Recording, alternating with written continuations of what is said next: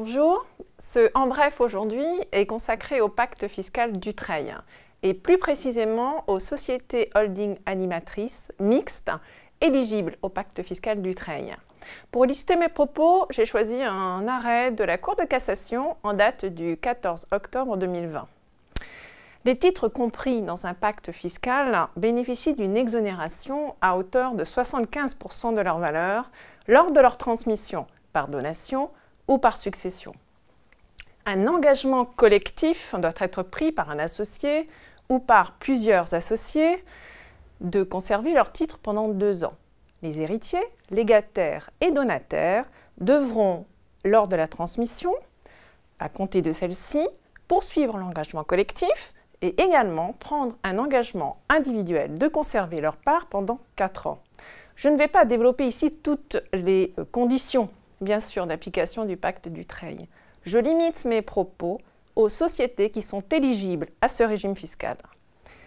Quelles sont ces sociétés? Ce sont des sociétés dites opérationnelles, c'est-à-dire des sociétés qui ont une activité industrielle, commerciale, artisanale, agricole ou libérale. Ce sont également les sociétés qui ont une activité mixte, c'est-à-dire à la fois une activité opérationnelle, mais également une activité civile, à la condition toutefois que cette activité civile ne soit pas prépondérante. Qu'en est-il des sociétés holding animatrices? Elles sont éligibles au pacte fiscal d'Utreil si toutes les conditions sont remplies. Quid des sociétés holding animatrices mixtes?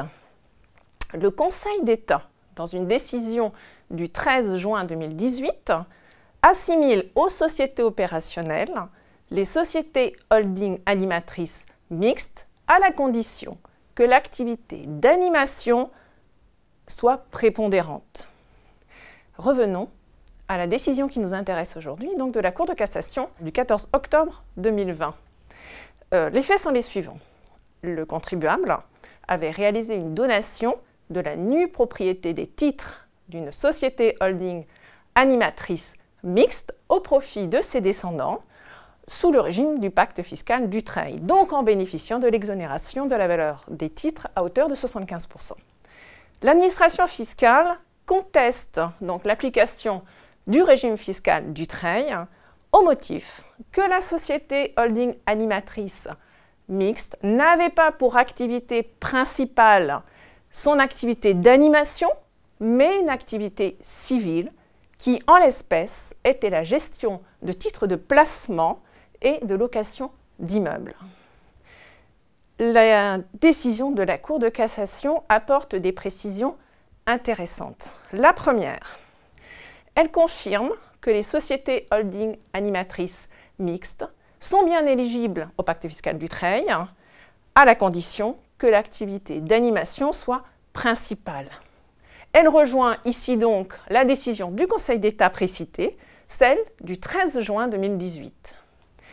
Deuxième précision intéressante de la part de la Cour de cassation concerne les modalités d'appréciation de ce caractère principal de l'activité d'animation.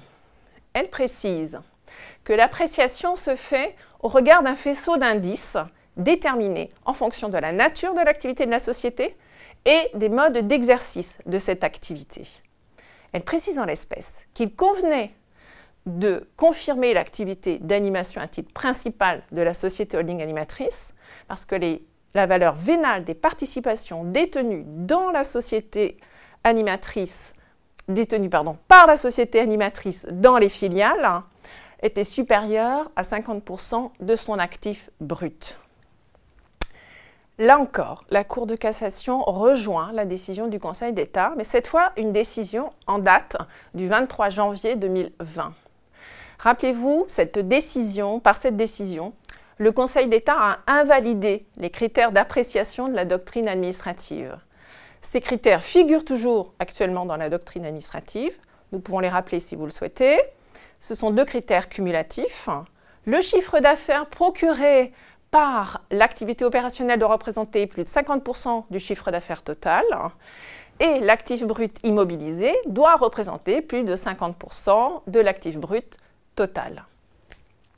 Nous constatons ici que juridictions administratives et judiciaires s'accordent quant à l'appréciation du caractère principal d'animation de la société holding animatrice. À notre avis, ces critères pourraient être confortés d'autres éléments, d'autres moyens d'exploitation communs entre la société animatrice et ses filiales. Nous pensons à la trésorerie, par exemple, aux immeubles d'exploitation. Ce en bref s'achève. Je vous propose de tester vos connaissances avec le quiz. À très bientôt!